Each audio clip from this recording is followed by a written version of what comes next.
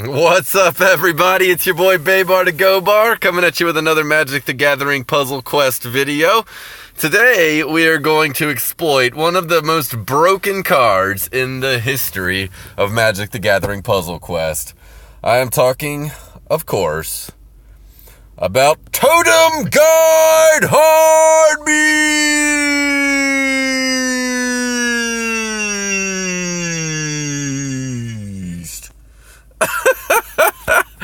Oh, shit. Not really, but he's actually really good in this deck. But if those of you that saw my video yesterday, I did crack Omniscience, which is definitely in that conversation of most broken cards ever. And it says each card in your hand costs 0 mana, and it has 4 shields, even though it's very, very sketchy, to be fair. It often just drops shields randomly, and you're not sure why. But anyway, we're going to abuse it, and we're going to start with our creatures here. I guess we started with our support. We only run one support, and that is very important.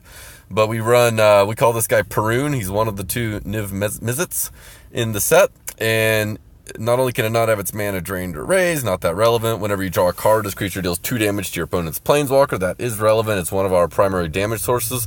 And then whenever a player casts a spell, draw a card. That's also relevant as it keeps our hand full.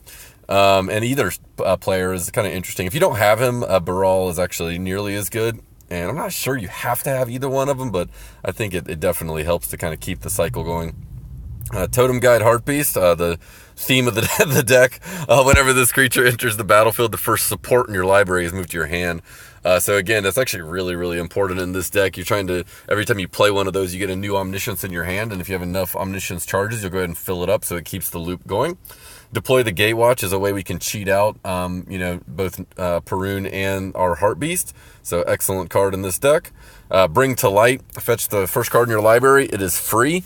It can actually sometimes get you really lucky and keep the loop going. Other than that, it's probably the least important card in this deck.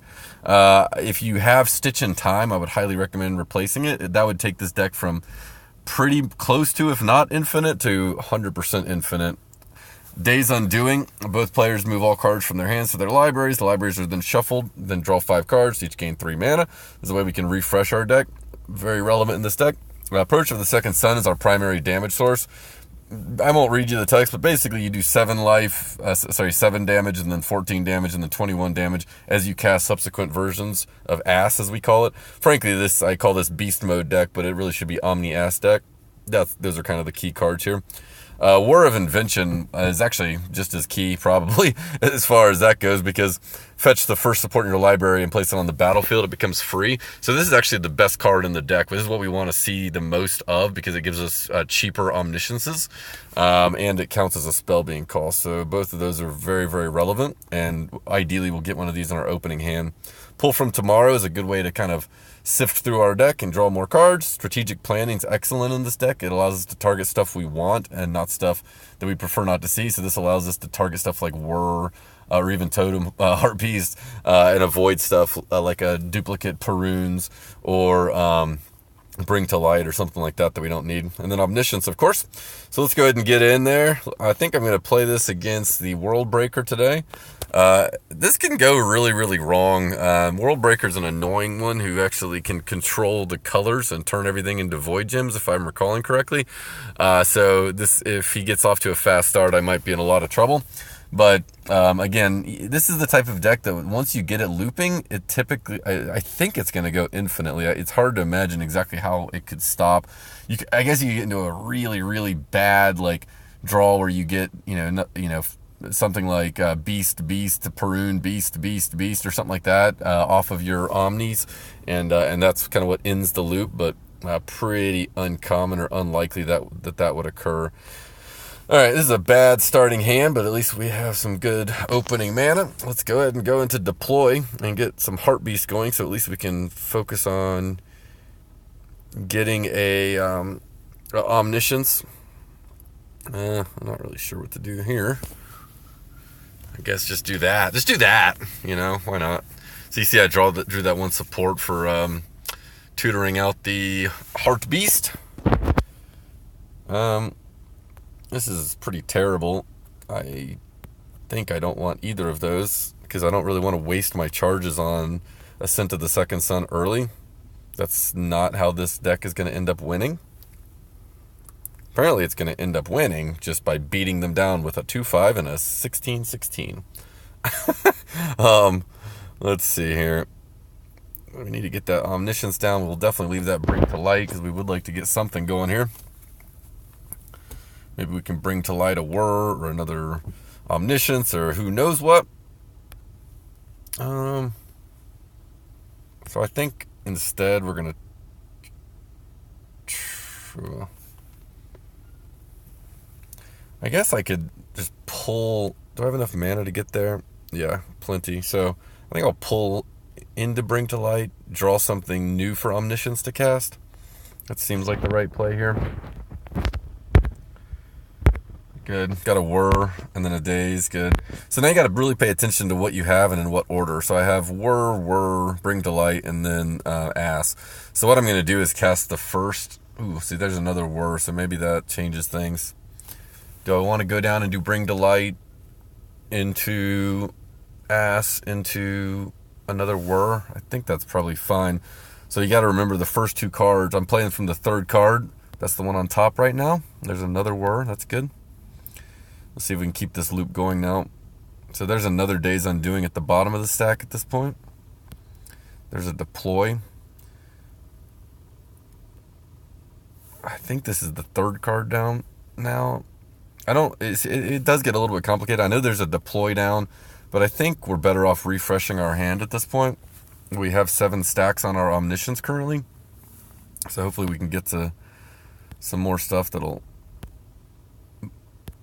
We'll definitely... Okay, that's good. There's an Omniscience. There's a Hartbeest. There's a Deploy up here. Okay, there's another Omniscience down. We're going to pass on that. We're down to 5, but we should be okay. There's a couple more Hartbeests coming on, providing enough support, so that's good. Yep, this is looking good.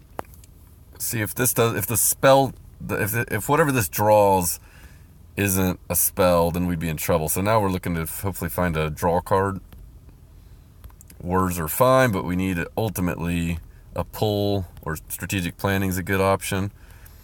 And then we want to go ahead and let's go ahead and refresh our hand. We want to do Daze. Yeah, let's do Daze because we already have a wasted spot in slot 1 of our hand. If you don't know what I'm talking about, it is because it's complicated to actually run this. What did I do? I think I hit the wrong button. I meant to actually cast that, and I guess I just didn't. No, that's what happens when you're shooting videos. Yeah, you totally wanted to cast that Daze there to refresh your deck. And the casting nothing, of course, just ended the loop. So that was not as intended. Let's just go ahead and cast this right off the top.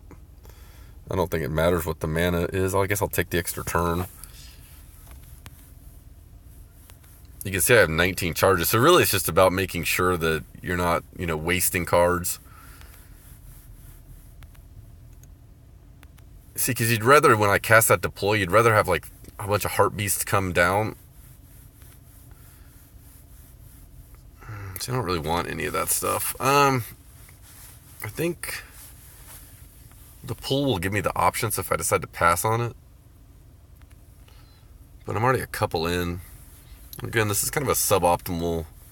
I think I'm just going to take the Daze and go ahead and refresh once I get to it. Despite the fact that Totem-Beast is going to put another Omni out there right there. Yeah, I'm going to go ahead and refresh. I have 15 charges. I'm not really worried about the charges. Early, you have to focus a lot on the charges and making sure that you don't kind of sputter. But once it really gets going, and this is hard to shoot a video and actually walk through this at the same time, to be fair. It is, there you go. You almost always want to take the Whir if you have an option. You can see it's hitting for 7 plus 14, so those are hitting for 21 now. You can see Niv keeps doing work. He's hitting for 28 that time. There's another Ass, another Niv. There's an Omni right there. I think I'm going to take the next. There's a Whir, so maybe I don't. I think I have Daze and then Whir and then another ass. I think I'm just gonna take the ass. You think I should take the ass, guys? What do you guys think? Take the ass, yeah? You can see he's almost dead, though. And this is a pretty high hit point boss. I didn't even see what that last card is. I think I'm going to pull just to make sure I didn't screw something up. I'm pretty close to just killing him from Parun at this point. Another Hartbeest. You know what? Let's just kill him with Parun right here. Because we'll draw the 5 cards and do 10 damage. So that'll be it for you, Mr. World Breaker. So this deck's pretty mean. Obviously, I screwed that one time up and had plenty of charges, and just like I said I was going to cast it, and I hit like no instead of yes. But anyway, that's the deck, guys. Check it out, play it. I'm sure if you're running some Talent of the Telepath today, you're running into all kinds of horrendous Omni decks, and this is another one that if you have the cards, you can add to the mix. A couple other things about Omni is does not add to stored mana, so you know, Blue Sun Zenith seems like an obvious choice with Omni, but it will only give it 6 mana, which makes it just break the loop and not good at all. There's a few other cool decks. Maybe I'll just show you this one, and I think I'll link to Zach's channel at YouTube, ZW2007, for you guys that know him by that name. But he shot one showing a different version of a deck. Man, you know, maybe I'll just run it real quick. But basically, this deck is geared towards, and I think probably running it in Bolus 1 is better. But basically, the deck is Combustible Gear Hulk and then a bunch of draw cards. And the idea is get Combustible out there, draw a bunch of cards, and let him ping them down. Let me see if I can play a really quick game on that. I don't know. Maybe I'll just shut this off. I'm kind of undecided. I never know how long my videos are, so I don't want to bore you guys with some like 45-minute video. But this deck's pretty awesome too. Maybe I should have just shot a totally different one. It looks like a match 5 to start. So if we get some Omniscience or something, obviously we go right into that with the BTB.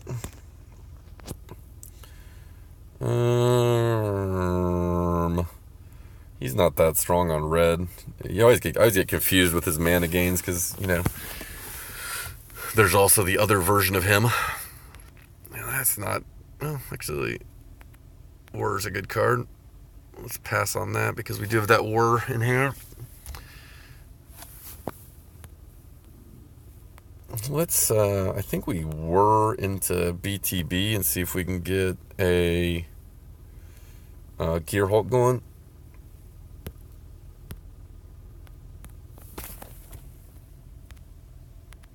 There we go.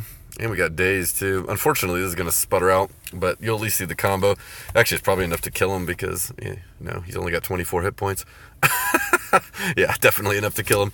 So then you can see once we cast our draw spells, here we go, just boom, boom, boom. Sayonara, Cyclone Sire. So I know you guys are probably struggling to beat Cyclone Sire. If you guys can pull together this deck, then I think you guys can manage. All right. Anyway, thanks for tuning in, guys. Subscribe if you don't, and we'll talk to you soon.